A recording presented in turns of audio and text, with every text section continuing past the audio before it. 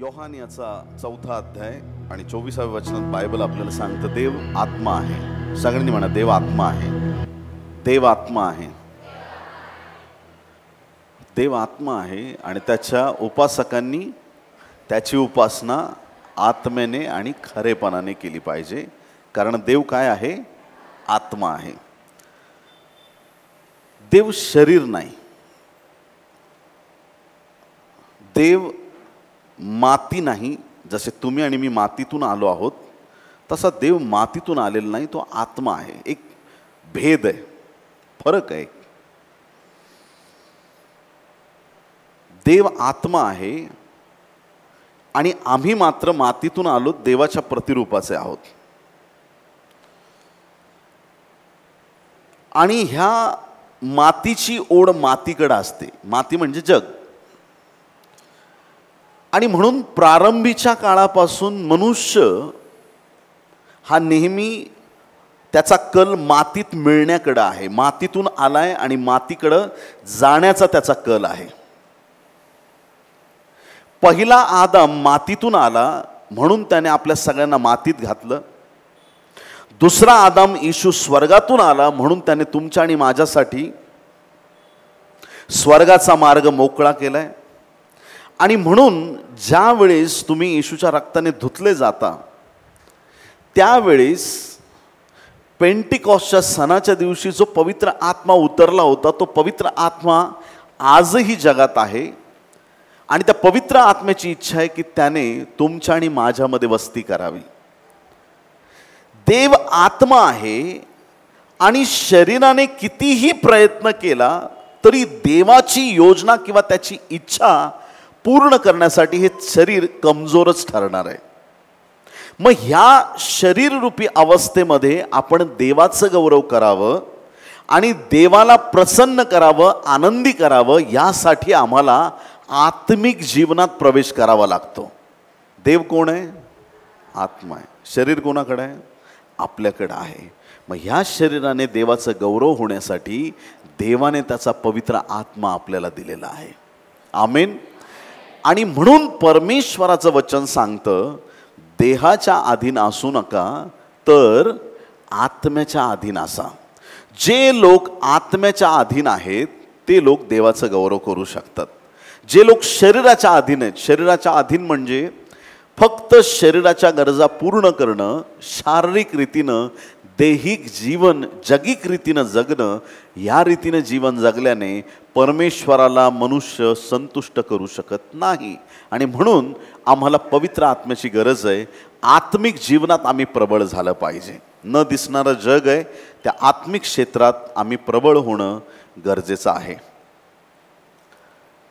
प्रत्येक गोष्टीत मनुष्य हा जास्तीत जास्त बाह्य स्वरूपाला महत्त्व देणार आहे. बाह्य स्वरूप म्हणजे हा दिसतो कसा, ह्याच्याकडे किती पैसा आहे, ह्याच्याकडे मोबाईल कोणता, ह्याच्याकडे गाडी कोणती आहे. बाह्य स्वरूप चेहरा फक्त पारखला जातो. जगिक रीतीनं फक्त ह्या गोष्टी. फेसबुक आहे, तुम्ही ऐकलंय? फेसबुक म्हणजे चेहऱ्याचं पुस्तक थोडक्यात. आणि त्याच्यावरती सगळे आपल्या चेहऱ्याचे फोटो टाकतात आणि मग तिथंच मैत्री होते आणि हजारो मित्र मैत्रिणी त्या फेसबुकच्या माध्यमातून तयार होतात. चेहरा पारखला जातो. सगळ्या सोशल मीडिया, सगळ्या जगिक गोष्टीमध्ये दिखावा केला जातो, दाखवलं जातं. एखाद्या व्यक्तीला जेव्हा लोक चांगलं म्हणत नाहीत त्यावेळेस तो व्यक्ती लोकांनी चांगलं म्हणावं म्हणून खूप प्रयत्नशील असतो. मग कधी कधी असं आपण लग्नात जातो त्यावेळेस काही लोक इतके दागिने घालतात, इतके दागिने घालतात की अख्खं सोन्याचं दुकानच ते घेऊन आलेले असतात. आणि मग त्यांच्याकडे सगळे बघतात, भारी आहे. कधी कधी दुसऱ्या दिवशी पेपरची हेडलाईन पण बनते, एक मावशी लग्नाला दागिने घालून गेली आणि घरी परत जात असताना गडबड झाली. हा दिखावा नेहमी महागात पडतो. आणि म्हणून तुमचं बाह्य स्वरूप काय आहे हे जास्त महत्त्वाचं नाहीये. तुमच्या आत काय आहे ते महत्त्वाचं आहे. तुमच्या आत देवाचं वचन आहे का? तुमच्या आत देवाचा पवित्र आत्मा आहे का? तुमच्या आत देवाचं सामर्थ्य आहे का? तुम्ही अंतकरणाने शुद्ध आहात का? तुमचं अंतकरण येशूच्या रक्ताने धुतलं गेलं आहे का? तुमच्या मनात देवाविषयी ओढ आहे का? तुमचं अंतकरण पवित्र आहे का? तुमच्या अंतकरणामध्ये देवाने वस्ती केली आहे का? तुमच्या जीवनामध्ये प्रभूचं सामर्थ्य आलेलं आहे का? हे जास्त महत्वाचं आहे. तुम्ही कोणते कपडे घातलेत, तुम्ही किती दागिने घातलेत, तुम्ही कसे दिसता, तुम्ही स्वतःला किती सजवलंय, तुम्ही किती चांगली वेशभूषा केलेली आहे, तुम्ही स्वतःला किती नटवलंय, या सगळ्या गोष्टी देवाच्या दृष्टीने दुय्यम आहेत. आधी तो अंतकरण पारखणारा देव आहे, तुमच्या हृदयाकडे पारखणारा देव आहे. तुमच्या हृदयात काय चाललंय ते ओळखणारा तो परमेश्वर आहे. बाहेरच्या गोष्टींकडं आज नंतर दुर्लक्ष करायला सुरुवात करा. हिम्मत असेल तर आमेन म्हणा प्रियांनो. आमचं अंतर्याम शुद्ध असलं पाहिजे, दिखावा नकोय आज नंतर. किती लोक आमेन म्हणणार आहेत? Hallelujah, hallelujah. पक्षाने ज्यावेळेस एखाद्या घरट्यात ज्यावेळेस अंडी घातली जातात त्या पक्षाकडून, आणि मग तो पक्षी त्या अंड्यांना उबवतो, नंतर त्याच्यातून पिलं निघतात. पण एक तर त्याच्यात रहस्य आहे प्रियांनो. जर पक्षाची अंडी बाहेरून फोडली तर आतलं जीवन नष्ट होतं, पण ज्यावेळेस ती अंडी पक्षाची आतून फुटतात त्यावेळेस नवीन जीवनाला सुरुवात होते. तुमच्या आत काय ते तुमच्यातून ओसंडून वाहिलं पाहिजे. देवाच्या प्रिय लोकांनो, जे देवाने तुमच्यात सामर्थ्य दिलेलं आहे ते साठवून ठेवू नका, ते तुमच्या जीवनातून वाहू द्या. जी कृपादानं परमेश्वराने तुमच्या आत दिलेली आहेत. काही लोकांना देव गिफ्ट देतो स्वप्नाचं, आणि लोकांना वाटतं की मनी वसे ती स्वप्नी दिसे आणि काय त्याला महत्व नाहीये. नाही, आजही माझा देव स्वप्न दृष्टांताद्वारे बोलणारा परमेश्वर आहे. त्या स्वप्नाचे अर्थ असतात, त्याच्याकडे दुर्लक्ष करू नका. देव त्याच्यातून बोलत असतो. स्वप्न पडल्यानंतर ते लिहून ठेवा, त्याच्यावर मनन करा. देवा तुला काय दाखवायचंय? असंच एका बहिणीने सांगितलं, तिला स्वप्न पडलं आणि तिला स्वप्न असं पडलं की तिच्या नवऱ्याचं लग्न तिच्या मैत्रिणी बरोबर झालंय. ती बोलली माझी मैत्रीण पण तशी नाहीये, आणि नवरा तर अरे एकदम भारी, त्या बोलायलाच नको. हे काय 6 महिन्यानंतर तिला समक्ष तिच्या डोळ्यासमोर दिसलं, दोघंही हार घालून गळ्यामध्ये आलेले आहेत, आणि ते खरंच झालं. देवाच्या प्रिय लोकांनो, देव तुम्हाला दृष्टांत किंवा स्वप्न का देतो? कारण की सैतानाच्या पुढील योजना तुम्हाला आज रद्द करता याव्यात. आज तुमची प्रार्थना येणाऱ्या दिवसातल्या संकटांना कॅन्सल करू शकते, रद्द करू शकते. आणि म्हणून जे अंतकरणात देवाने तुम्हाला दिलेलं आहे, जे तुम्ही अंतकरणात गायन वादन करणारे आहात, आत आराधना केल्याशिवाय बाहेर तुम्ही सेवा करू शकत नाही. अंतकरणातल्या गोष्टी फार महत्वाच्या आहेत. कुठलंही काम करण्याच्या आधी मनुष्य आत विचार करतो, आत ठरवतो. या अंतकरणाला फार महत्व बायबलमध्ये दिलेलं आहे, फार महत्व आहे. ज्यावेळेस देव बापाने नोहाला सांगितलं तारू बनव, त्यावेळेस त्याला एक प्रोसेस सांगितली होती. वाचू आपण उत्पत्ती 6 अध्याय 13 आणि 14 वचन. उत्पत्ती 6, 13 आणि 14. मग देव नोहाला म्हणाला, सर्व प्राण्यांचा अंत करण्याचे माझ्या मनात आले आहे, कारण त्यांच्यामुळे पृथ्वीवर जाच जुलूम माजला आहे. पहा, मी पृथ्वीसह त्यांचा नाश करीन. तू आपल्यासाठी गोफेर लाकडाचे तारू कर. देवाचं इन्स्ट्रक्शन आहे. तुला वाचायचंय, लाकूड घे, गोफेरच घे, दुसरं घेऊ नको. मध्येच तुटेल, मध्येच गडबड होईल, बाकीची लाकडं कामाची नाही. तू गोफेरच घे, जे लाकूड सांगितलंय तेच घे. तेच त्याला घ्यायला सांगितलं. गोफेर लाकडाचे तारू कर, त्या तारवात कोठड्या कर आणि त्याला आतून व बाहेरून डांबर लाव. त्या तारवाला काय कर? आतून. आधी कुठून सांगितलंय? मग बाहेरून.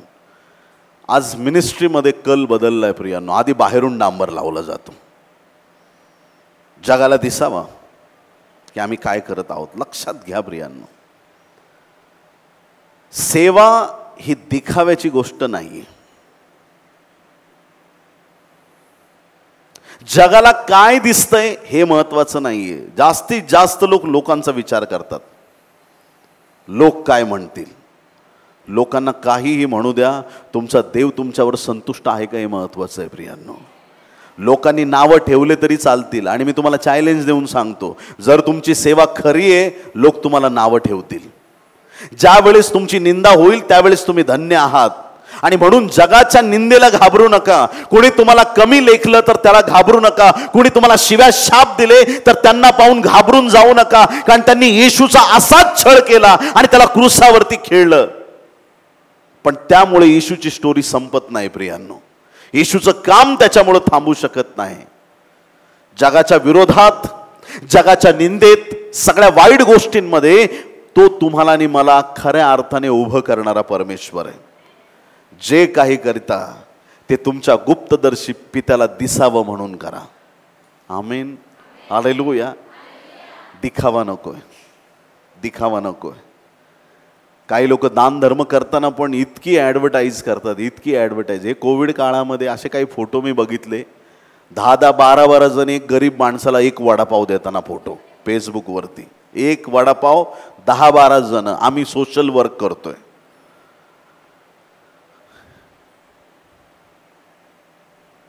असं वाटतं तो गरीब ह्या सगळ्यांना वडापाव चारतोय की काय. देवाच्या राज्यासाठी ज्यावेळेस तुम्ही काही एखादी गोष्ट करता, गोरगरिबांना करता किंवा मंडळीसाठी करता, देवाच्या राज्यासाठी करता, गुप्त रीतीने करायला सुरुवात करा. किती लोक आमीन म्हणतील या गोष्टीला. माझं नाव नाही घेतलं, पत्रिकेत माझं नाव नाही टाकलं, मला कोणी विचारलं नाही, मी आलो तरी मला कोणी बघायला तयार नाही. नको, काम इथं करा. तुमचं रिवॉर्ड वरती आहे, तुमचं पारितोषिक स्वर्गात आहे. तुमचा स्वर्गीय बाप तुमची तिथं वाट पाहतय. माझ्या मुला, माझ्या मुली, जगात तू चांगली कामं केले, जगाने तुला धिक्कारलं, कुणी तुझं नाव घेतलं नाही, तुला कुणी विचारलं नाही, तुला विचारणारा तुझा देव स्वर्गात विराजमान आहे. तो तुला पारितोषिक देणारा, तो तुला आशीर्वादित करणारा, तो तुला बरकत देणारा, तो तुझ्यावर कृपादृष्टी करणारा वरून तुझ्याकडे पाहत आहे. तुझं पारितोषिक मोठं आहे, तुझा आशीर्वाद मोठा आहे. बाह्य स्वरूपाच्या गोष्टीकडे लक्ष नकोय प्रियांनो. दिखावा बंद झाला पाहिजे. आत्मिक रीतीनं आतून मनुष्य मजबूत व्हावा. प्रार्थना जीवनात मनुष्य मजबूत व्हावा. काय फायदा होतो माहिती आहे त्याचा?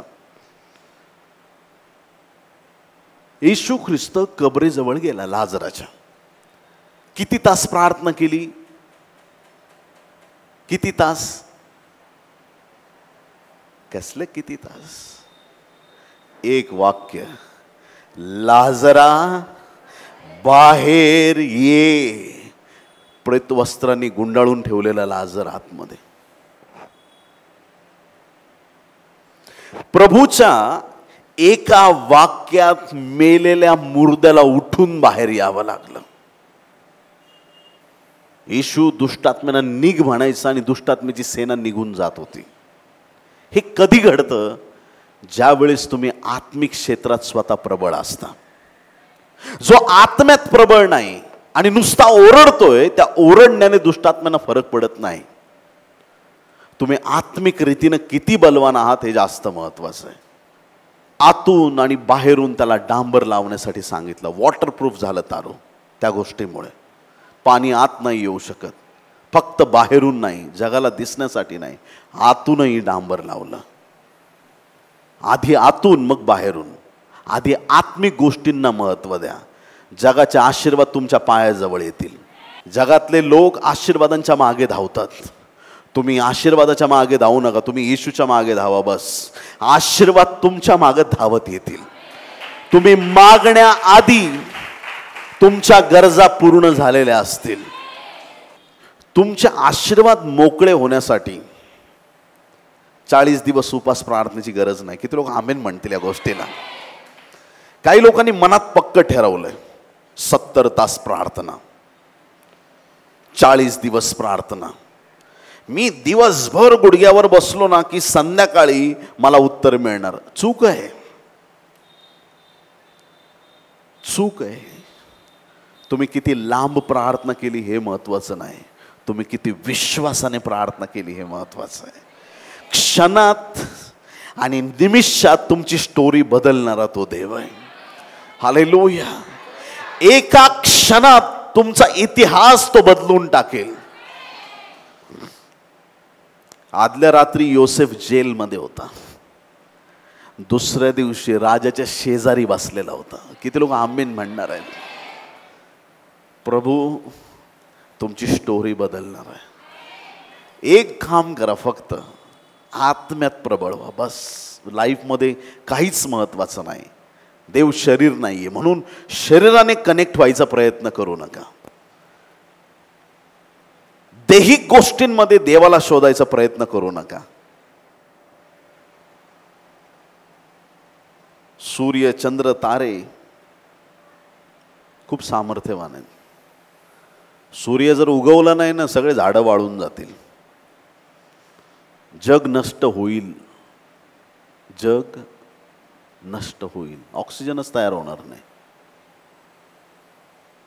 जगाचा ऱ्हास होईल सूर्य उगवला नाही. सूर्य महत्वाचा आहे, पण सूर्य महत्वाचा आहे, पण सूर्य देव नाहीये प्रियांनो. सूर्य देव नाहीये. देवाच्या प्रिय लोकांनो, सूर्य ग्रेट आहे, चंद्र ग्रेट आहे, तारे ग्रेट आहेत, पण ते देव नाहीत. म्हणून भडकून जाऊन त्यांना नमन करू नको असं देवाचं वचन सांगतं. जे तुम्हाला डोळ्यांनी दिसणाऱ्या गोष्टी आहेत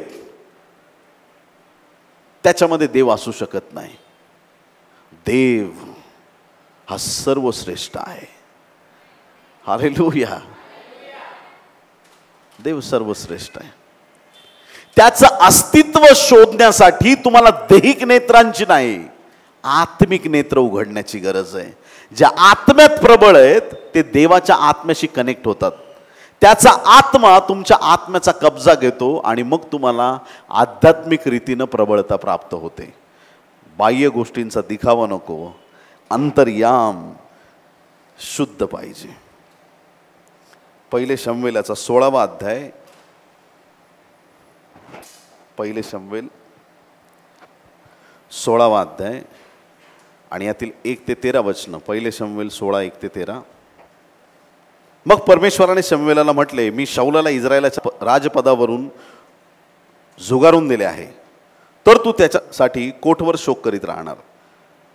शिंगात तेल भरून चल, मी तुला इशाय बेथलहेमकर ह्याच्याकडे पाठवतो, कारण मी त्याच्या एका पुत्राला माझ्याकरिता राजा निवडले आहे. शमूएल म्हणाला, मी जाऊ कसा? शाऊलाने ऐकले तर तो मला जीवे मारील. तेव्हा परमेश्वर म्हणाला, तू आपल्याबरोबर एक कालवड घेऊन जा आणि सांग की मी परमेश्वर प्रित्यर्थ यज्ञ करायला आलो आहे. मग यज्ञासाठी येण्याचे इशायास आमंत्रण कर, म्हणजे तुला काय करायचे ते मी सांगेन. मी तुला सांगेन, त्याला तू माझ्यासाठी अभिषेक कर. परमेश्वराच्या सांगण्याप्रमाणे शमूएलाने केले व तो बेथलहेमास गेला. तेव्हा त्या नगरातले वडीलजन थरथर कापत त्याला भेटायला आले व त्यांनी त्याला विचारले, आपण स्नेहभावाने आला आहात काय? तो म्हणाला, मी स्नेहभावाने आलो आहे. मी परमेश्वराप्रित्यर्थ यज्ञ करण्यास आलो आहे. तुम्ही शुद्ध होऊन माझ्याबरोबर यज्ञाला या. त्याने इशाय व त्याचे पुत्र ह्यांना पवित्र होऊन यज्ञाला येण्याचे आमंत्रण दिले. इस्रायलचा पहिला राजा शाऊल, आणि ह्या शाऊल राजाने देवाच्या प्रिय लोकांनो देवाची इच्छा मोडली, देवाच्या विरोधात काम केलं.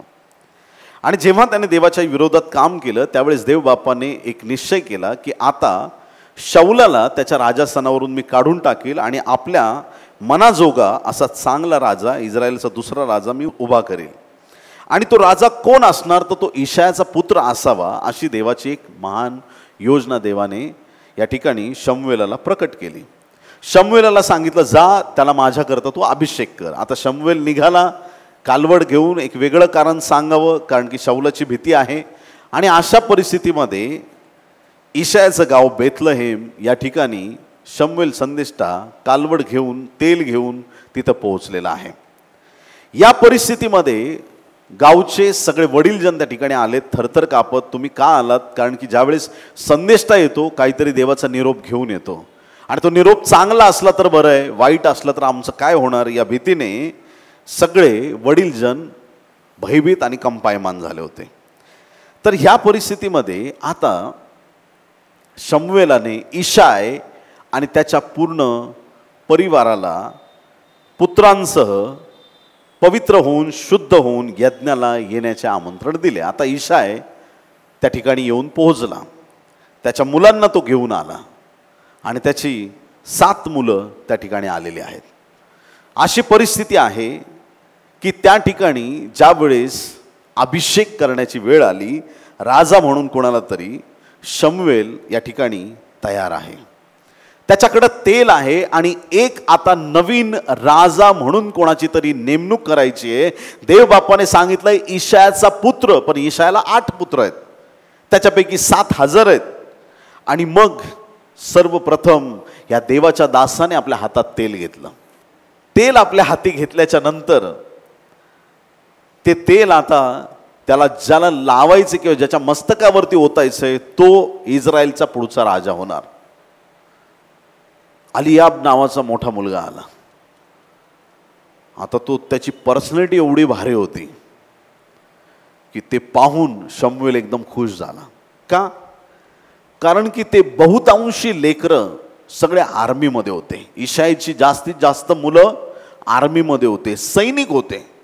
त्यांची शरीर यष्टी, त्यांची ताकद, त्यांचा रुबाब एकदम चांगला होता. आणि ज्यावेळेस त्याने अलियाबला पाहिलं त्यावेळेस शमूएल एकदम खुश झाला. हाच आहे तो, हाच आहे, हाच आहे, हाच आहे, यालाच आता राजा करायचं आहे. आणि जसं त्याने असं म्हटलं की हाच तो आहे, देवाची वाणी परत एकदा शमूएल संदेष्टाला आली आणि देवाने त्याला सांगितलं की हा तो नाही. किती लोक आमेन म्हणणार आहेत?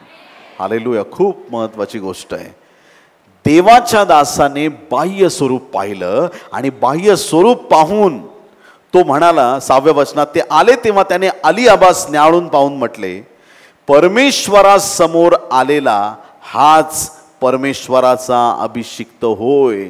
स्वतःच्या मनानेच त्याने डिक्लेअर करून टाकलं, हाच परमेश्वराचा अभिषिक्त होय. पुढे पण परमेश्वर शमूएलास म्हणाला, तू त्याच्या स्वरूपावर अथवा त्याच्या शरीराच्या उंच काठीवर जाऊ नकोस, कारण मी त्याला नापसंत केले आहे. मानवासारखे परमेश्वराचे पाहणे नसते. मानव बाहेरचे स्वरूप पाहतो, पण परमेश्वर हृदय पाहतो. आमेन, हालेलुया.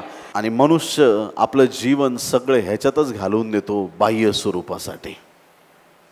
लोकांना मी कसा दिसतोय किंवा लोकांना मी काय वाटतोय ह्याच्याकडं माणसाचं जास्त लक्ष असतं. शमूएल जर देवाच्या अधीन नसता, अलियाबाला त्यांनी राजा करून टाकला असतं, त्या दिवशी करून टाकला असता अभिषेक.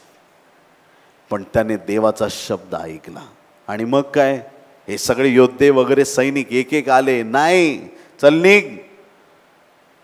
मग त्याच्या पुढचा आला, त्याला चालवलं असतं त्याच्या समोर. मग त्यांनी पण असं वॉक केला असेल, काही का राजाला कसं शोभल, कशा पद्धतीने ते चालले असतील. एक एक भाऊ, कॉम्पिटिशन लागली भावांमध्ये, कोण मोठा होणार आपल्यातला. ज्यावेळेस पहिल्याला अलियाबला तिथून घालवून दिलं ना, त्याचा मोठेपणाचा सगळा घमंड तुटला असेल प्रियांनो, संपला विषय.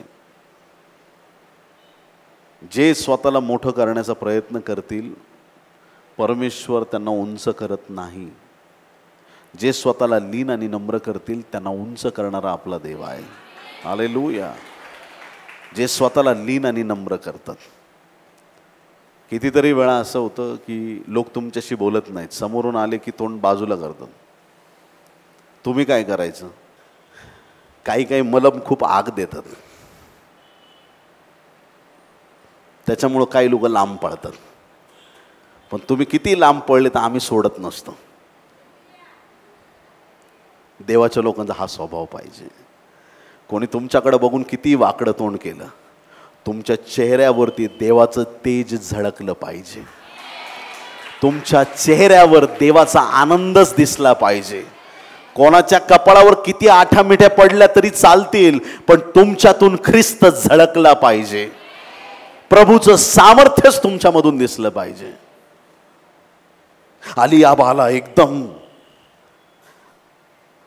शमूएलाने बोलवलं, काहीतरी प्लॅन आहे. तेल आणलंय म्हणजे ते तेल आधी कोणाला ओतलं होतं? शाऊलाला. आता माझा नंबर.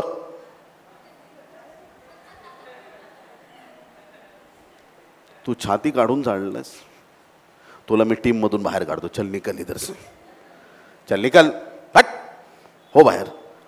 मी तुला नापसंत केले आहे देव म्हणतो. चल हो बाजूला. पुढचा मुलगा आला, तो पण तसाच एकदम भारदस्त रीतीनं, एकाच एक. कोणी बेडकासारखं फुगत असेल एकदम दिखावा करण्यासाठी, मी किती ताकदवान आहे, राजा होण्यास योग्य आहे. 7 मुलं एका पाठोपाठ एक शमूएलाच्या समोरून जात आहेत. हा नाही, हा नाही, हा नाही, पुढचा तू पण नाही, तो पण नाही, हा नाही, तो नाही, कुणीच नाही. 7च्या 7. इशाय तुला मुलं किती आहेत? 8. तो 8वा कुठं आहे? त्याला बोलून आला. हालेलुया. मी त्याच्यासाठी आलोय. जे घरी बसलेले आहेत त्यांच्यासाठी नाही, जो परिश्रम करतोय रानावनात त्याच्यासाठी मी आलोय. येशू येईल ना त्यावेळेस जे घरात बसलेत त्यांचं काही खरं नाही. तुम्ही काहीतरी प्रभूच्या राज्यात काम करताना दिसले पाहिजेत प्रियांनो. मी चर्चला जातो, नुसता बसतो आणि घरी निघून जातो, उपयोग नाही प्रियांनो. चर्च सुटल्यावर पालकांना, मंडळीला विचारलं पाहिजे मी काय केलं पाहिजे. काहीतरी चर्चच्या कार्यात सहभाग दाखवा, कुठंतरी सुवार्ता प्रसार करा, काहीतरी सहभाग घ्या. फक्त येऊन चर्चला येऊन जाऊ नका. देवाच्या राज्यात छोटासा तरी सहभाग घ्या. देवाच्या कार्याला हातभार लावा. फार मोठी गोष्ट आहे. बोलून आण ईशाय त्याला, मला तो पाहिजे. काय करतो तो? मेंढपाळ आहे, मेंढपाळ. अरे हे बाकीचे 7 जण तर योद्धे आहेत, हे शिपाई आहेत, हे सगळे राजासाठी लढाया करणार आहेत, यांचा हुद्दा मोठा आहे. तो साधारण मेंढपाळ आहे. देव म्हणतो मी साधारण लोकांना बोलवतो आणि त्यांना असाधारण बनवतो. मी ऑर्डिनरी लोकांना घेतो, त्यांना एक्स्ट्रा ऑर्डिनरी करतो. देवाला साधे लोक पाहिजेत. हालेलुया. देवाला साधे लोक पाहिजेत. स्वर्गात गेल्यानंतर तुम्ही नाही म्हणू शकत मी डॉक्टर आहे प्रभू माझं तारण कर, मी इंजिनियर आहे देवा, मी फार मोठा पैशावाला जगात. प्रभू म्हणाल तुझ्या डिग्र्या वगैरे सगळं तिकडे कचऱ्यात टाक, तिकडे आधी बाहेर टाका आधी. ते जगातलं क्वालिफिकेशन आहे. देवाच्या राज्याचं क्वालिफिकेशन तुमचं अंतकरण स्वच्छ पाहिजे. बस आत्म्यात तुम्ही प्रबळ असलं पाहिजे. खूप महत्वाची गोष्ट आहे. आता दावीद आला, दिसायला सुंदर आहे, कोवळा मुलगा आहे, सगळ्यांमध्ये लहान. आता बाकीचे भाऊ सगळे 7 जण तिकडं ना हा एकटा वेगळीकडं. अनेकांमधून एकाला बाजूला काढलंय.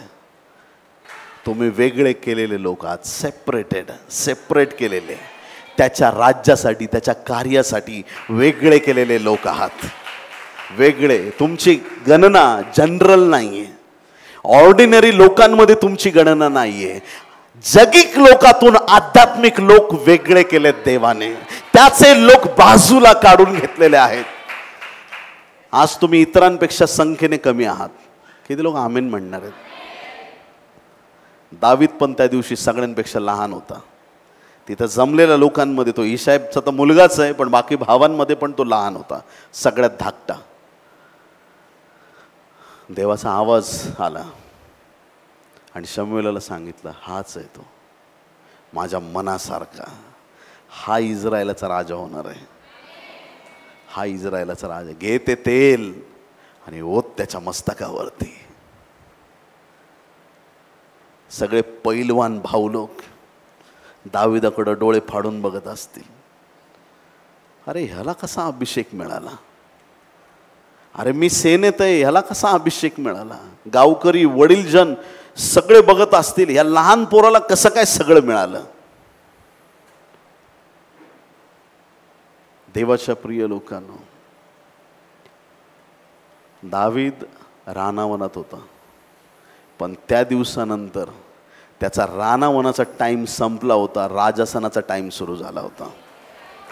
आज नंतर तुमच्या रानावनाचा टाईम संपलाय. मी जाहीर करतो, माझा रानातला राहायचा टाईम संपलाय आणि मी आता इस्रायलवरती राज्य करणार आहे. त्याचा टायमिंग बदलला देवाने, त्याचा टायमिंग बदलला. त्याच्या अंतःकरणात तो आत्म्यात फार प्रबळ व्यक्ती होता. वयाने लहान होता, पण आत्मिक क्षेत्रात तो फार प्रबळ होता. देवाच्या प्रिय लोकांनो, दाविदाची निवड झाली. आणि बायबल सांगतं की जसा त्याला तो अभिषेक मिळाला, त्या दिवसानंतर दाविदाच्या ठाई देवाचा आत्मा जोराने संचरू लागला. हालेलुया. कसा संचरू लागला? जोराने.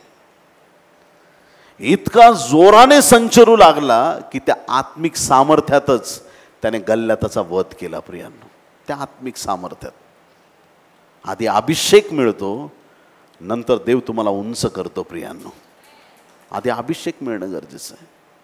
आत्म्यात आधी प्रबळ होणं गरजेचं आहे. जे लोक डायरेक्ट राजस्थानावरती जाऊन बसतात बिना अभिषेकाचे, त्यांना वरून खाली उतरायला वेळ लागत नाही. लक्षात घ्या, डायरेक्ट मोठ्या पदांची अपेक्षा करू नका. जगाचं ऐश्वर्य मागायचं बंदच करा आज नंतर. किती लोक आमेन म्हणतील? तुमच्या देवाला माहिती आहे तुम्हाला कशाची गरज आहे. आशीर्वाद धावत तुमच्याकडे येतील, धावत. तुमची बरकत, तुमचा आशीर्वाद, तुम्हाला जे आरोग्य पाहिजे त्या सगळ्या गोष्टी देवाकडे अवेलेबल आहेत. पण त्या कुणासाठी? जे आत्मिक लोक आहेत त्यांच्यासाठी.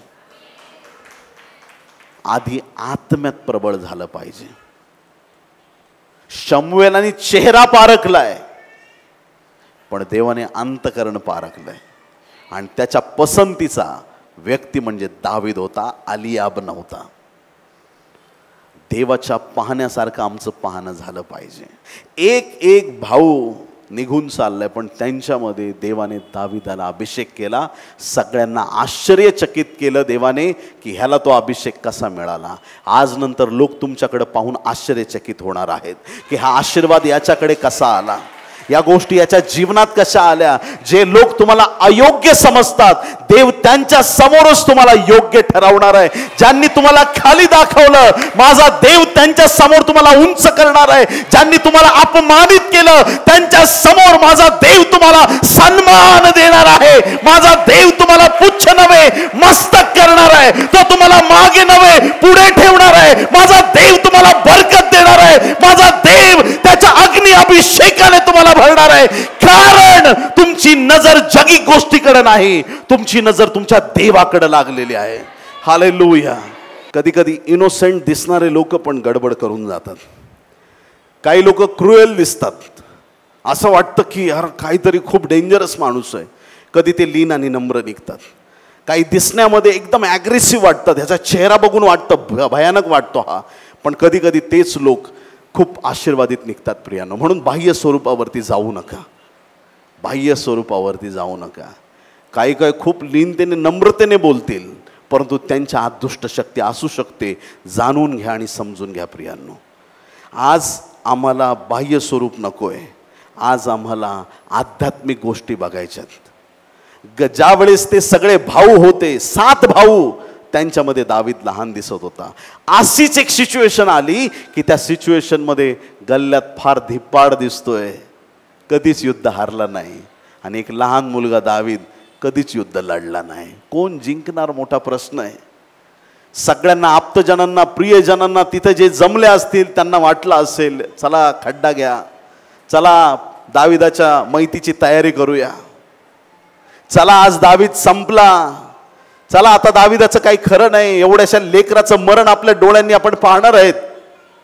सगळे दुःखी झाले असतील, दाविदा तुला वेळ लागलाय काय, एवढ्या मोठ्या युद्धाच्या विरुद्ध चाललाय. पण दाविदाचं एक वाक्य मला खूप आवडतं. दावीद गल्ल्यात आला, म्हणाला तू भाला आणि बर्ची घेऊन माझ्याकडे आला आहेस, मी माझ्या परात्पर देवाचं नाव घेऊन तुझ्याकडे येत आहे. हालेलुया. माझ्या देवाच्या नावाने मी तुझ्याकडे येत आहे. दाविदाने प्रभूचं नाव घेऊन ते युद्ध लढलं. ज्या युद्धाची सुरुवात तुम्ही येशूच्या नावाने करता, विजय तुमचा निश्चित आहे प्रियांनो. नक्की त्याच्यामध्ये तुम्हाला यशप्राप्ती झाल्याशिवाय राहणार नाही. हालेलुया. आज तुमच्या गल्ल्याताला निरोप देऊन टाका. हालेलुया. माझ्या देवाचं नाव घेऊन मी तुझ्याकडे येत आहे. हालेलुया. संकट पाहून पळून जाऊ नका. परिस्थिती बघून भेकडसारखं घाबरून निघून जाऊ नका. परिस्थिती फेस करायला सुरुवात करा, कारण तुमच्या वैऱ्यांना चित करणारा तुमचा देव तुमच्या बरोबर आहे. तुमच्या वैऱ्यांची हार तुम्हाला दाखवणारा देव तुमच्या बरोबर आहे. तुम्हाला तो विजयी करणारा परमेश्वर आहे. त्याचं सामर्थ्य तुमच्यावरती आहे. सर्वोच्च देव तुमच्या बरोबर आहे. किती मोठी आणि महत्त्वाची गोष्ट आहे. दाविदाला लोकांनी कदाचित तुच्छ लेखला असेल, पण जसं त्याने गल्ल्याताला मारलं, आहा, सगळेजण गीत गाऊ लागले. शौलाने हजारो वधिले, दाविदाने लाखो वधिले. किती सुंदर रीतीनं देवाचं गौरव प्रकट झालंय का लहान मुलाकडून. बाह्य स्वरूप महत्त्वाचं नाही आहे प्रियांनो. बाह्य स्वरूप महत्त्वाचं नाही. आमचा देव बाह्य स्वरूप पाहत नाही. तुम्ही किती शिकलेले आहात, तुम्ही किती उंच आहात, तुमच्याकडं काय आहे काय नाही, देव ते पाहत नाही. प्रभू म्हणतो तुझ्याकडं काही नसलं तरी चालेल, तुला पुरवठा करणारा तुझा देव तुझ्या बरोबर आहे. तू जसा आहेस तसा माझ्याकडे ये, मी तुझ्याद्वारे मोठ्याने महान गोष्टी करणार आहे. आमेन. हालेलुया. बाह्य गोष्टी नको. ज्यावेळेस तुम्ही देवाच्या सामर्थ्याने भरले जाता, काही विशेष गोष्टी जीवनामध्ये घडतात प्रियांनो. काही विशेष गोष्टी घडतात. एक दिवस असा आला ना की मला ना एक दृष्टांत झाला, आणि त्या दृष्टांतात मी पाहिलं की पूर्ण मुंबईत पाणी भरलंय. इतकं पाणी, सगळी घरं पाण्याखाली. आणि देवाच्या आत्म्याने मला अजून उंच नेलं, आणि मी पाहिलं की मुंबईच नाही, पनवेल, रायगड जिल्हा, पुणे सगळं पाण्याखाली. आणि पाहता पाहता मी पाहतोय औरंगाबाद, जालना, आपला हा सगळा अमरावती, अकोला सगळा भाग, नागपूर, पूर्ण महाराष्ट्र पाण्याखाली. आणि काही वेळात मला दिसला अख्खा भारत देश पाण्याखाली. मी देवाच्या आत्म्याला विचारलं, प्रभू तू तर सांगितलंस सप्तरंगी धनुष्य, मेघधनुष्य त्या नोहाला दाखवलं, आणि तू प्रॉमिस केलं की मी असा पाण्याने नाश करणार नाही. हे काय आहे प्रभू? त्यावेळेस प्रभूने मला वचन दिलं, ऐका. योहान 7:37-40.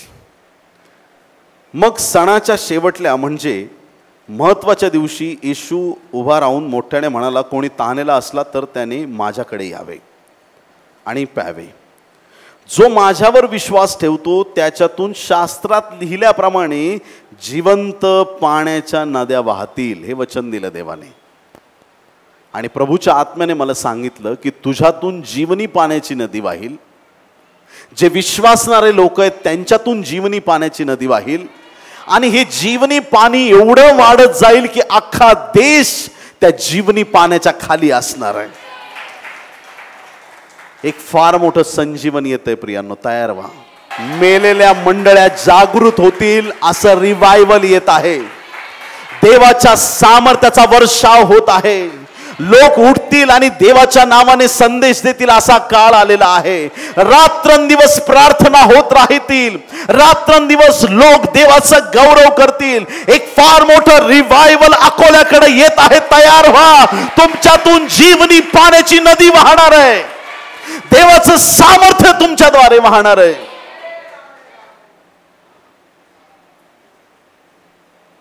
तुम्ही एसटी मध्ये जाल, कंडक्टर म्हणेल प्रेज द लॉर्ड ताई, कुठलं तिकीट देऊ? तुम्ही रस्त्याने चालाल आणि तुम्ही त्यांना विचाराल की त्या चर्चचा पत्ता कुठे आहे, ते म्हणतील प्रेज द लॉर्ड ब्रदर, मी त्याच चर्चचा मेंबर आहे, माझ्या बरोबर चला. एक मोठं रिवायवल या महाराष्ट्राकडे येत आहे प्रियांनो, मोठं रिवायवल. तयार व्हा. आणि देव शोधत आहे त्या बाकीच्या 7 भावांना बाजूला करून कोण दावीद उभा राहणार आहे. कोण आहे तो व्यक्ती जो त्याच्या राज्यात वापरला जाणार आहे. देव तुम्हाला शोधत आहे.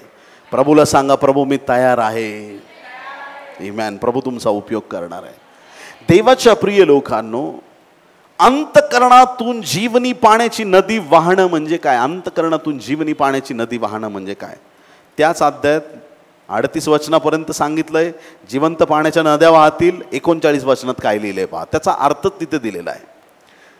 ज्यांनी त्याच्यावर विश्वास ठेवला त्यांना जो आत्मा मिळणार होता त्याच्याविषयी त्याने हे म्हटले, तोपर्यंत पवित्र आत्मा दिलेला नव्हता, कारण येशूचा तोपर्यंत गौरव झाला नव्हता. हे वचन स्पष्ट रीतीनं पवित्र आत्म्याला दर्शवणार आहे. कुणाला दर्शवणार आहे? पवित्र आत्म्याला. पवित्र आत्म्याचं सामर्थ्य तुमच्या जीवनातून वाहणार आहे. ते कधी वाहणार? ज्या वेळेस तुम्ही स्वतः पवित्र आत्म्याने भरले जाल. आमेन. आधी आम्हाला स्वतःला पवित्र आत्म्याने भरलं जाणं गरजेचं आहे. जेव्हा तो आत्मा आमच्यात पूर्ण रीतीने भरला जाईल त्यावेळेस आमच्यातून ते सामर्थ्य वाहणार आहे. ते सामर्थ्य आमच्या जीवनातून वाहणार आहे. लोक पाहतील, त्यांना जाणवेल, त्यांना समजेल देवाचं सामर्थ्य वाहत आहे. काही वर्षांपूर्वी ज्यावेळेस मॉरिशस नावाच्या एका देशामध्ये परमेश्वर मला घेऊन गेला त्याच्या सेवेसाठी, आणि ज्यावेळेस त्या पास्टरांच्या घरी मी जाऊन पोहोचलो त्यावेळेस त्यांनी सांगितलं की तयार व्हा, आपल्याला मीटिंगला जायचं आहे. आणि मी तयार झालो. त्यांनी परत निरोप पाठवला, तुमचं काही कपडे वगैरे वॉश करायचे आहेत का? कारण मला 15 दिवस तिथंच राहायचं होतं. प्रवासात वगैरे तुम्ही वापरलेत कपडे, तुम्हाला काही कपडे धुवायचेत तर द्या. आता कोणीतरी येईल साफसफाईला तर तुम्ही कपडे द्या तुमचे धुवायला. मी म्हटलं देतो. म्हटलं तुम्ही फ्रेश व्हायला जाल त्यावेळी तिथं बकेट आहे अशाशा रंगाची, त्याच्यात द्या टाकून कपडे. बोला ठीक आहे. गेलो मी, माझे कपडे मी त्या बकेटमध्ये टाकले आणि आम्ही मीटिंगला गेलो. आणि चावी त्या कामवाल्या बहिणीकडं होती तर तिने दार उघडलं वगैरे गेली, आणि तिला माहीत नाही काय आहे. तर तिचा फोन आला. मी पण गाडीत होतो आणि स्पीकर फोनवरती फोन होता. त्या पास्टरना फोन आला. त्यांनी सांगितलं की पास्टर, हे बकेटमधले कोणाचे कपडे, ते मी धुवू शकत नाही. ते बोलले असं नाही, तुला सांगितलेलं आहे की तुला आमच्याकडे गेस्ट आले, कुणी आले तर तुला त्यांचे कपडे धुवावे लागतील, तुला जे काम सांगितले करावं लागेल, असं चालणार नाही. ते म्हटलं तो प्रश्न नाहीये. मी 5 ते 6 वेळा त्या कपड्यांना हात लावायचा प्रयत्न केला पण मला शॉक लागतोय आणि मी उडून बाजूला पडतीये. मला समजत नाही हे कपडे कोणाचे आहेत आणि का मी ते धुवू शकत नाहीये. कोणाचे कपडे आहेत पास्टर? मग त्यांनी सांगितलं ते कपडे तसेच राहू दे, मी आल्यावर धुतो. देवाच्या प्रिय लोकांना मी तुम्हाला खात्रीने सांगतो, ज्यावेळेस तुम्ही अभिषेकात आहात तो अभिषेक फक्त तुम्हाला एकट्याला जाणवणार नाही, तुमच्या आजूबाजूच्या लोकांना पण त्याचा अनुभव येईल की ह्या व्यक्तीवर देवाचा खरा अभिषेक, देवाचं सामर्थ्य उतरलेलं आहे. आमेन, हालेलुया. ज्यावेळेस तुमच्यात तो आत्मा आहे तुमच्यातून देवाचं सामर्थ्य वाहणार आहे. एखाद्या घरात खूप वादविवाद असतील, अडचणी असतील, तुम्ही त्या घरात गेल्याच्या नंतर फक्त त्या घरात जाऊन तुम्ही बसलात, देवाचा आत्मा तुम्हाला प्रकट करेल. देवाचा आत्मा तुम्हाला दाखवून देईल या घरात काय अडचण आहेत. फक्त तुम्ही त्या घरात जाऊन आल्याने त्या घरामध्ये मोठे बदल व्हायला सुरुवात होते. कारण तुम्ही त्या घरात आलेले नाहीत, देवाची उपस्थिती त्या घरात आलेली आहे. हालेलुया. तुमची उपस्थिती अनेक गोष्टींना बदलणारी ठरणार आहे. हालेलुया. म्हणून जे आत आहे त्याला जास्त जपण्याचा प्रयत्न करा. किती लोक आमेन म्हणतील या गोष्टीला? हालेलुया. बाह्य स्वरूपाला सगळेच जपतात. मी कसा दिसतो, मी कोण आहे, मी काय आहे, याला खूप लोक जपतात. पण आज आम्हाला अंतकरणातल्या गोष्टी, अंतकरणात दिलेल्या गोष्टी, देवाने दिलेला पवित्र आत्मा, त्याचं वचन, ह्या गोष्टींना जास्त जपून ठेवण्याची गरज आहे. कारण त्याच गोष्टी तुमच्यातून वाहणार आहेत, त्याच गोष्टी तुमच्या जीवनातून फ्लो होणार आहेत. हालेलुया. Praise the Lord. ज्यांना येशू कळाला, ज्यांनी येशूला पाहिलंय, एकदा येशू किती सुंदर आहे हे तुम्हाला कळालं ना, बाकी तुम्हाला कशात सौंदर्य दिसत नाही प्रियांनो. बाकी जगात तुम्हाला कुठल्याच गोष्टीत रुची राहणार नाही, जगी गोष्टीत तुम्ही अडकणार नाही, तुम्ही व्याभिचारात पडूच शकत नाही जर तुम्ही खरंच येशूला ओळखलेला आहे. बाह्य स्वरूपाकडे लक्ष देणारे लोक पापात पडतात. ज्यांची नजर आत्मिक गोष्टीवरती आहे ते लोक कधीच पडू शकत नाहीत. आमेन, हालेलुया. ज्यांना वाटतं की मी शुद्ध जीवन जगावं, आध्यात्मिक गोष्टीवर लक्ष केंद्रित करा, आत्मिक गोष्टींवरती लक्ष केंद्रित करा, पवित्रतेत आणि देवाच्या सामर्थ्यात स्वतःला प्रबळ करा. हाच तुमचा आध्यात्मिक आशीर्वाद आहे. मार्क याचा 7वा अध्याय 20 ते 23 वचन. मार्क 7वा अध्याय. अंतर्यामाची भ्रष्टता काय आहे का. आणखी तो म्हणाला, जे माणसातून बाहेर निघते तेच माणसाला भ्रष्ट करते. कुठून बाहेर निघते? माणसाच्या आतून बाहेर निघते. आतून बाहेर काय निघते? शिव्या, शाप, अपशब्द, वाईट गोष्टी, सगळं पाप आतून बाहेर निघतं. कसं बाहेर निघतं? आत कचरा भरलेला आहे म्हणून गोष्टी बाहेर निघतात. त्याच्यानेच भ्रष्टता होते. जर तुम्हाला कोणी शिव्या दिल्या, त्याला पहिली गोष्ट सांगायचं, मी कोणाचं काही घेत नाही.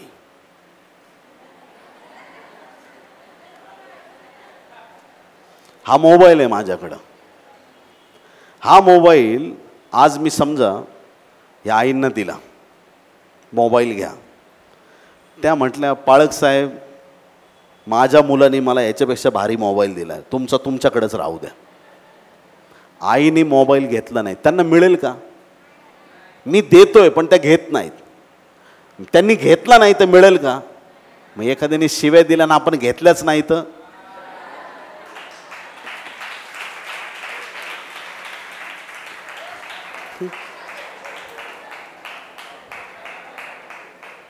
मी घेत नाही, तुझ्याकडेच राहू दे. आता त्याने दिलेल्या शिव्या मी घेतल्या नाही, त्या कोणाकडे राहिल्या? मला वेगळ्या द्यायची गरज आहे का? काही गरजच नाही. तो म्हटला तुझं असं हो, मी परत म्हणणार तुझं, मला गरजच नाही. तू दिल्यास मी घेतल्या नाही, तुझ्याकडेच राहिल्या. तुम्ही शिव्या प्रूफ आहात. तुम्ही येशूच्या रक्ताआड आहात. ज्याच्यात कचरा भरलाय, ज्याच्या आत शिव्या भरल्यात, शाप भरलेत, त्याने मुख उघडलं तर शिव्या शाप निघतात. देवाच्या लोकांनी मुख उघडले की त्यांच्या मुखातून आशीर्वाद निघतात. प्रिया, हालेलुया. जे आमच्या आत नाही ते आम्ही बाहेर कसं काढणार? आत्मे जिंकण्यासाठी दिखाव्याची गरज नाहीये, आत्म्यात प्रबळ होण्याची गरज आहे. प्रिया, आत्म्यात प्रबळ व्हा.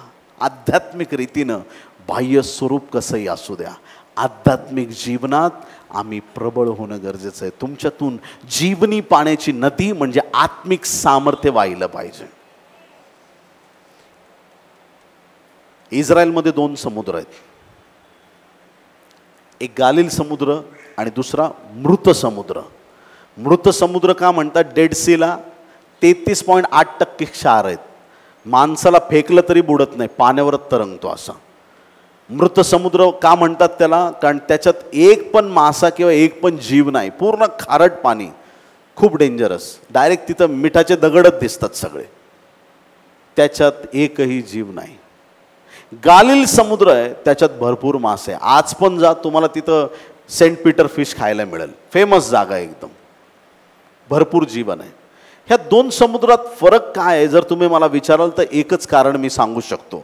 हर्मोन पर्वतरांगांमध्ये एक नदी उगम पावते, तिचं नाव आहे यार्देन, आणि ती नदी येते गालिल समुद्रात येते. गालिल समुद्रात ते पाणी येतं आणि दुसऱ्या बाजूने ते पाणी पुढं निघून जातं, ते मृत समुद्रात येतं. आणि मृत समुद्रातलं पाणी जे आहे, डेड सी मधलं पाणी पुढं कुठंच जात नाही, फक्त येत राहतं. जे लोक जमा करत राहतात ते मृत होतात. कान उघडे ठेवून ऐका. जे लोक फक्त जमा करत राहतात, येऊ दे माझ्या अकाउंटवर, येऊ दे माझ्या तिजोरीत, येऊ दे माझ्या खिशात, येऊ दे, फक्त येऊ दे, फक्त येऊ दे वाले लोक आयुष्यात कधीच पुढे जात नाहीत. त्यांच्या ठाई जीवन राहत नाही, स्वार्थ त्यांच्यात येतो. बनायचंय तर गालिल समुद्रासारखे बना. येऊ दे आणि जाऊ दे. हालेलुया. मला तुझं सामर्थ्य दे आणि ते सामर्थ्य लोकांमध्ये वाहू दे. माझे पात्र काठोकाठ भरून, आणि ज्याचं वाहत आहे त्याला देव वरून ओतत राहतो. हालेलुया. मावणार नाही, पुरणार नाही असे आशीर्वाद तुमच्या जीवनात येत राहतात. कधी? ज्यावेळेस तुम्ही ओसंडून वाहता, दुसऱ्यांच्या कामी पडता, कुणाचे तरी जाऊन अश्रू पुसता, गोरगरिबांना मदत करता, चर्चच्या कामात धावपळ करता. तुमचे आशीर्वाद थांबत नाहीत. जे जीवनी जल पवित्र आत्म्याचं आमच्यामध्ये दिलेलं आहे ते जीवनाचं जल आमच्यातून ओसंडून वाहिलं पाहिजे. बाहेर काय ते महत्वाचं नाहीये. मत्ती 7:24-29 वचनात 2 लोकांनी घरं बांधली. एकाने घर बांधलं तर ते घर त्याने वाळूवरती बांधलं, दुसऱ्याने बांधलं खडकावर. दोन्ही घर आहेत. दोन्ही घरांचा आकार सारखा आहे, सारख्या खोल्या आहेत, सारखा एरिया आहे, सगळ्या गोष्टी सारख्या आहेत. दिसायला घराचा रंग सारखा आहे, बाहेरून दिसायला दोन्ही घरं सारखीच दिसतायत. पण एक फरक होता. एक घर वाळूवर होतं आणि एक घर खडकावर होतं. कधी कळालं? ज्यावेळेस वारा, वादळ, पाऊस, पूर आला, वाळूवरचं घर पावसात खाली कोसळलं, खडकावरचं घर स्थिर राहिलं. आता पाया कुठं घेतलाय कोणाला डोळ्याने दिसेल का? नाही दिसणार.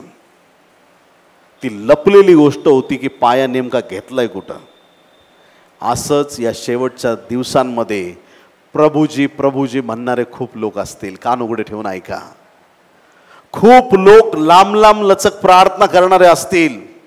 खूप लोक मी खूप धार्मिक आहे असं दाखवणारे असतील. परंतु ज्यांचा पाया ख्रिस्त नावी खडकावरती स्थिर नाही ते कोलमडतील. बायबलचं वचन आहे प्रियांनो. म्हणून दिखावे करणारे बनू नका. काही लोक अनॉइंटिंग मध्ये चालतात आणि काही लोक ऍक्टिंग मध्ये चालतात. दोन्ही डिफरंट गोष्टी आहेत. आपल्याला अनॉइंटिंगची गरज आहे, आपल्याला ऍक्टिंगची गरज नाही. ज्याच्याकडे खरंच अभिषेक आहे त्याला दिखावा करण्याची गरज पडत नाही. आमेन. हालेलुया. जर तो बोलला तर आम्ही बोललं पाहिजे. हालेलुया. त्या गोष्टी जास्त देवाच्या गौरवाच्या ठरतील. आमचं घर खडकावर बांधलेलं असलं पाहिजे. ते कधी कळेल? ज्यावेळेस वारा, वादळ, पाऊस येणार. शेवटचा दिवस येईल त्यावेळेस प्रभू मेघारूढ होऊन येईल. त्यावेळेस कळेल की कोण फक्त दिखावा करत होतं आणि कोण खरंच खडकावरती उभे होते. तो दिवस फार महत्त्वाचा असणार आहे. मग कुठल्या अनिती आज जीवनात असेल काहीच प्रॉब्लेम नाही. मी म्हणत नाही चर्च म्हणजे शोकेश आहे धार्मिक लोकांचं, शोकेशमध्ये सुंदर सुंदर गोष्टी ठेवल्या पाहिजेत, तसं चर्चमध्ये छान छान लोक आले पाहिजेत. मी असं म्हणत नाही. पापी लोकांनी देवाच्या भवनाकडे यावं आणि आपला उद्धार प्राप्त करावा. हालेलुया. जे दुःखात आहेत, संकटात आहेत, अडीअडचणीत आहेत, पापाने व्यापलेले त्यांनी यावं. चर्च त्यांच्यासाठी आहे. मग आज कदाचित एखादी गोष्ट तुमच्या निदर्शनात आली असेल की हे प्रभू मी काहीतरी दिखावा करत आहे, माझ्या जीवनात हे गुप्त पाप आहे देवा, मला माहित आहे. काय करावं लागेल? आज तो दिवस आहे. प्रभूला एवढंच सांगायचं, प्रभू या पापातून मला आज तू बाहेर काढ. बस आज तो सुटकेचा दिवस होणार आहे. हालेलुया. त्या पापाला, त्या बाह्य गोष्टींना त्याग करून टाकायचा आहे. आध्यात्मिक गोष्टींवरती आज आपली नजर केंद्रित करायची. प्रियांनो, मत्ती 25 अध्याय 1 ते 13 वचनामध्ये 10 कुमारींचा दृष्टांत आहे. 10 कुमारींनी सारखेच ड्रेस घातले असतील, सारखाच मेकअप केला असेल, सारखेच दिवे त्यांच्या हातात असतील, दिसायला 10च्या 10 एकदम आयडेंटिकल एक सारख्या. पण त्यातल्या 5 मूर्ख होत्या आणि 5 शहाण्या होत्या. मूर्ख कुमारींच्या 4 चुका होत्या. किती चुका होत्या? सगळ्यात पहिली चूक त्यांची ही होती की त्यांची तयारी अर्धवट होती. तेलच नाही घेतलं बरोबर, बुधल्या घेतल्या तेलाच्या पण रिकाम्या. काही लोक असतात आत्म्यात तुम्ही प्रबळ आहे, देव सांगतोय ओरडतं ओरड भरतीमाई सारखं, मी काही नाही म्हणणार. पण आत्मिक सामर्थ्य काय नाही, नुसतंच ओरडतोय, मग त्याला काय अर्थ नाही. आत्म्यात प्रबळ व्हा. सगळ्यात पहिली गोष्ट, अर्धवट तयारी. तेल एक्स्ट्रा घेतलं नाही. बोधल्या घेतल्या तेलाच्या, पण त्याच्यात तेलच नाही, रिकामं, अर्थ नाही. दुसरी त्यांची चूक की त्यांनी हुशार कुमारींकडून अपेक्षा केली. तेल द्या आम्हाला, तेल द्या, म्हणजे ह्यांचं तेल घ्यायचं म्हणजे सगळ्यांचे दिवे विझून जातील. चुकीच्या ठिकाणी अपेक्षा केली. चुकीच्या ठिकाणांमध्ये कधीही अपेक्षा करू नका. सदोमच्या राजाकडून अब्रामाने सुतळीचा तोडा सुद्धा घेतला नाही. चुकीच्या ठिकाणी अपेक्षा ठेवू नका. या मूर्ख कुमारीने अपेक्षा ठेवली, दुसरी चूक होती. तिसरी चूक महत्वाची की ज्या वेळेस वर आला, ह्या सगळ्या बाजारात होत्या. वर आला तेव्हा सामोरे जाण्यासाठी तयार असलं पाहिजे. तर ह्या बाजारामध्ये आहे तेल विकत घेण्यासाठी. आणि चौथी चूक, वर निघून गेल्याने दार ठोकतायत. वेळ निघून गेल्यावर कितीही दार ठोका, उपयोग होणार नाही. वेळ आहे तोपर्यंतच दार ठोकायला सुरुवात करा. आज कृपेचा काळ आहे, आज देवाकडे मागायला सुरुवात करा. आज पवित्र आत्मा जगात आहे, तोपर्यंतच पवित्र आत्मा प्राप्त करण्यासाठी प्रभूकडे प्रार्थना करा.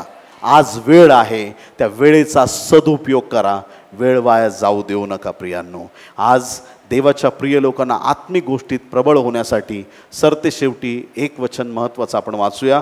1 कोरिंथी 3 अध्याय 16 आणि 17 वचन. तुम्ही देवाचे मंदिर आहात आणि तुमच्यामध्ये देवाचा आत्मा वास करतो, हे तुम्हाला ठाऊक नाही काय? जर कोणी देवाच्या मंदिराचा नाश करतो, तर देव त्याचा नाश करेल, कारण देवाचे मंदिर पवित्र आहे, तेच तुम्ही आहात. तुम्ही देवाचे मंदिर आहात. ह्या मंदिराचा जो कोणी नाश करेल, कुठल्या मंदिराचा? शरीररूपी मंदिराचा. कसा नाश होतो?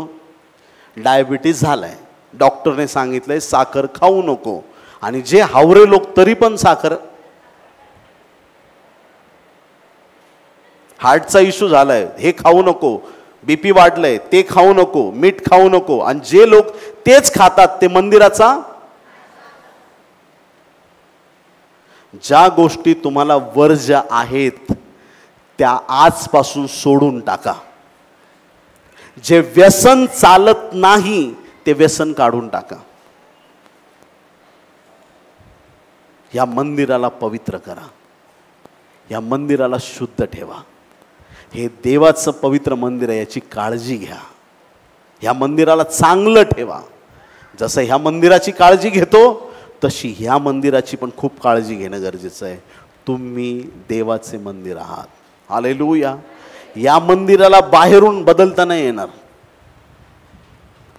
काही लोक मनात म्हणतील प्लास्टिक सर्जरी, काही गरज नाही. जैसे बनाया. बाहेरून कसं दिसतंय हे मंदिर, याला महत्व नाही. हे मंदिर आतून सुंदर पाहिजे. हालेलुया. Praise the Lord. ह्या मंदिराला सजवायला सुरुवात करा. वचन अधिकाधिक भरून घ्या. पवित्र आत्म्याला स्वतःमध्ये घ्या. ह्या मंदिरात सदैव गीत गायन पाहिजे. किचनमध्ये भांडे घासताना पण हा हा हा हा लेलुया. कांदा कापताना आ हा हा. भाजी बनवताना हा लेलुया. गाडीवर चाललायत, प्रवासात आहेत, कुठेही असा प्रभूचं गायन वादन झालं पाहिजे. या मंदिरात नेहमी प्रभूच्या नावाचा गजर झाला पाहिजे. आतून आत्मिक क्षेत्रात प्रबळ व्हा. जे आतमध्ये प्रबळ आहेत, बाहेरचं जग त्यांना डिस्टर्ब नाही करू शकत. आतमध्ये तुम्ही एकदम सामर्थ्यात आहेत. कोणी तुम्हाला शिव्या दिल्या तरी फरक पडणार नाही, कोणी तुमची निंदा केली तरी फरक पडणार नाही, कोणी तुम्हाला धमकी देऊन गेलं तरी तुझा मी आज खून करून टाकीन, हमें कोई मार नहीं सकता. हालेलुया. Praise the Lord. हम यीशु मसीह के बंदे हैं. हालेलुया. येशूच्या दूतांनी मला घेरलेलं आहे. प्रभू येशूच्या रक्ताआड मी आहे, मला कोण मारणार? Praise the Lord. तुमचा विश्वास पक्का होत जातो. बाह्य स्वरूपाचा दिखावा नको आहे. अंतर्यामाची परिपक्वता, अंतर्यामाचं सामर्थ्य आमच्यामध्ये असलं पाहिजे. आमेन. हालेलुया.